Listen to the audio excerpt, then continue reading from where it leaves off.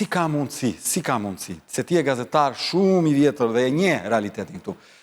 Bërë një emision për Bankers Petroleum dhe nuk fole... Ja do të kam pyetje, se ti e nga të vetëmin që ke folur. Nuk ftove njeriun që është i vetëmi që ka foli pari. Unë kam 10 vjetë, unë kam bërë 136 km në këm nga atje tërë këtu. Në këtë që më the, si ka mundësi? duke e patur parasysh që këte, po s'kemi mbaru. A, okej. Jo, sa filloj ajo. Ti do t'jesh... Se tani dalin shumë... Jo, ti do t'jesh, përveç pyetjes që kam tani, që të kam bërë, ti ke folur, dhe përveç pyetjes që kam ndërtuar tani, ti do t'jesh në emisionin që vjen pas për Bankers. Më takon? Po, e vdekur. Kur flisja unë për Bankers Petroleumi, po, për këto oligarki të madhe. Pas sa e kam të pyetje. Për Bankersin, po. Folun për Bankers Petroleumi. Jo, te këta që quajnë... I vetëmi që flisje ishe ti, përveç meje. Është kështu apo jo? Po. Dhe ti ke bërë një emision dhe ke marrë kosto për atë emision. Është kështu apo? Po, jam Tani të lutem. Tani, se bërë një emision 2015. Po, ti kujtojmë. Kur flisim ne të dy për Bankers Petroleumin, të gjithë të tjerë të heshnin. Dhe ku në 2017-ën,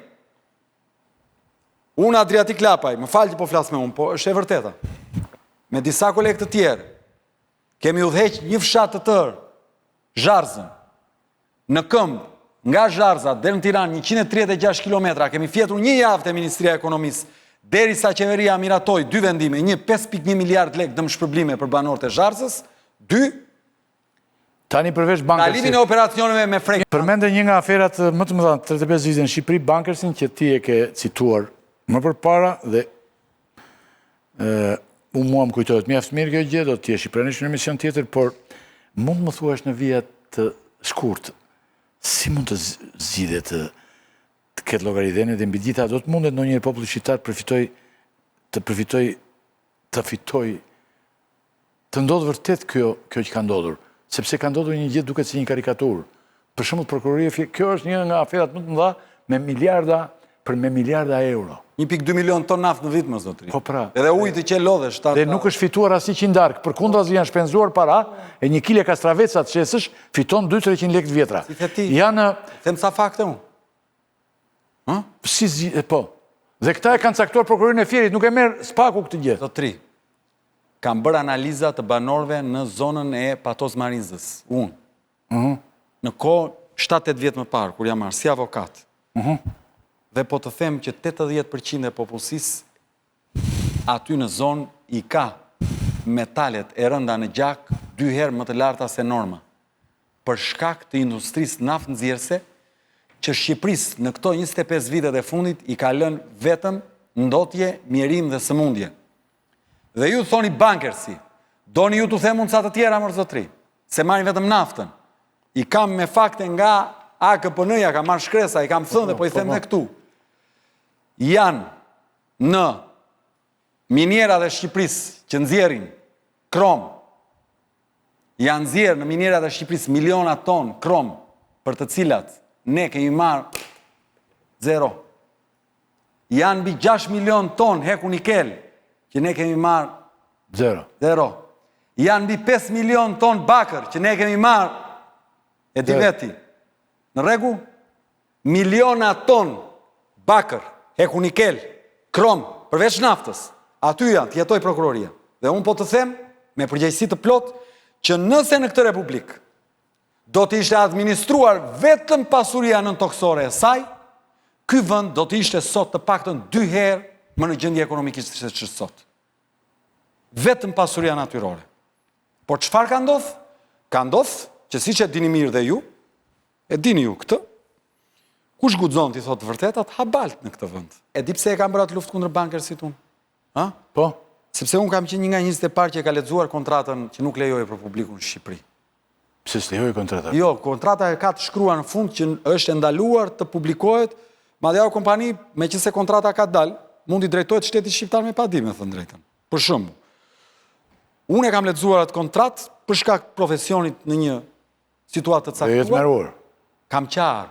Do thonë, më ka një klot, po të them, ajo kontratë është një krim që ish bërë këtij vendi.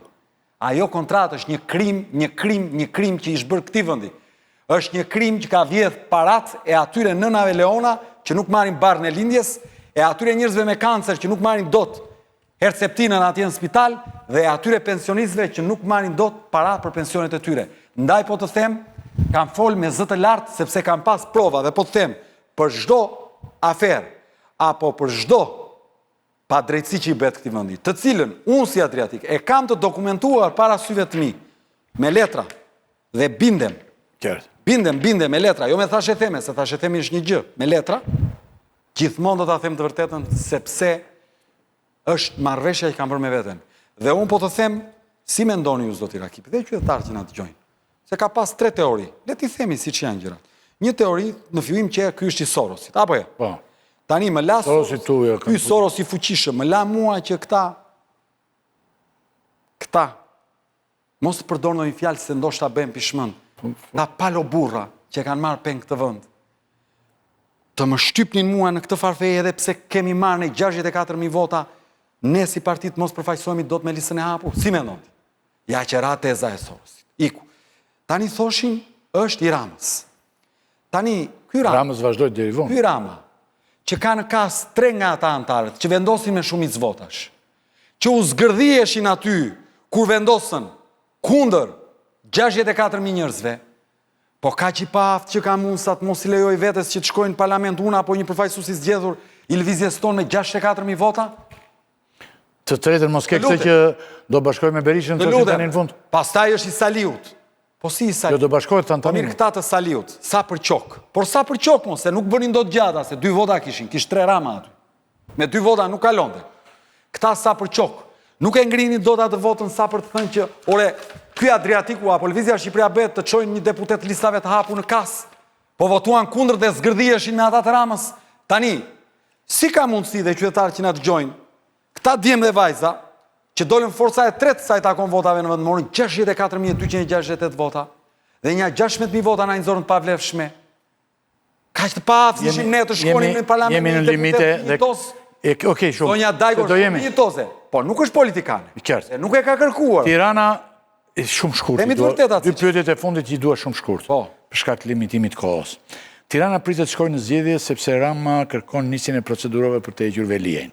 Ju ç'do të bëni në këto zgjedhje? Është një vendim. Vetë keni interes të garoni për kryetar bashkie apo për këshillin bashkiak?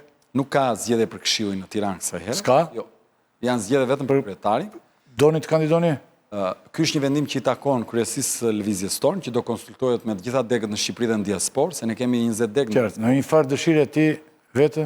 Po të theme, unë bëj pjesë ata njerëz që gjithmonë mendoj që duhet garuar, por po të them është një vendim që do merret nga dakord. Po do me thënë në shans mundësia është që ti të jesh kandidat. Jo, ajo që po them është që ne do të marrim një vendim mbi bazë të strukturave dhe unë po të them